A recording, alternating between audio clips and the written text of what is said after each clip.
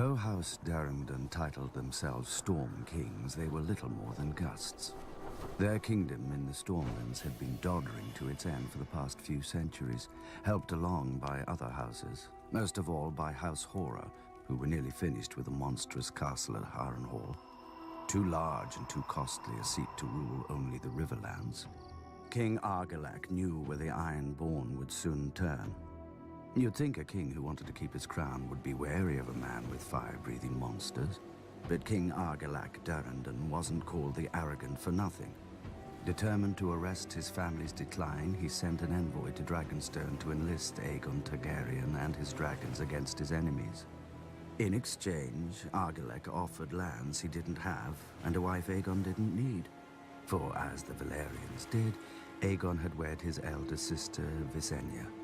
Then, as the Valyrians didn't, he took the younger Rhaenys as well.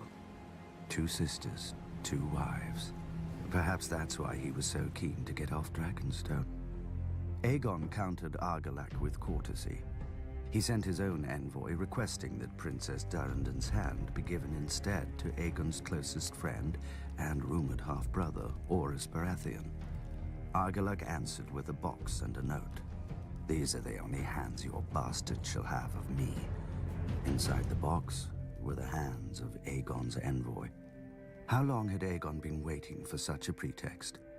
As his army prepared to sail, ravens flew to every great lord of the 7 kingdoms. All bore the same message. From this day forth, there would be but one king in Westeros. Those who bent the knee to Aegon of House Targaryen would keep their lands and titles. Those who took up arms against him would be thrown down, humbled, and destroyed. Poor old Argilac. He couldn't even match Aegon in arrogance. Aegon landed at the mouth of the Blackwater River and raised a primitive Aegon fort in the disputed land between Harren's and Argilac's kingdom, so that neither could decide whose problem he was. Adopting the customs of the 7 kingdoms, Aegon unfurled his own banner with a red 3-headed dragon breathing fire upon a black field. Visenya crowned him with a ruby-studded circlet of Valyrian steel, while Rhaenys hailed him as the first High King the continent had seen since the Dawn Age. As his lords and the gathered locals cheered him, Aegon named his loyal friend to a small council led by Orys Baratheon, whom he called my strong right hand. The title stuck, and a bastard became the first Hand of the King. But for now, Aegon's kingdom contained only a rocky island and a handful of fields.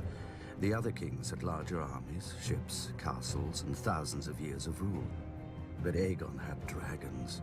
He had chosen for the words of his house, fire and blood. Before he was done, the rivers, fields, and skies would turn red.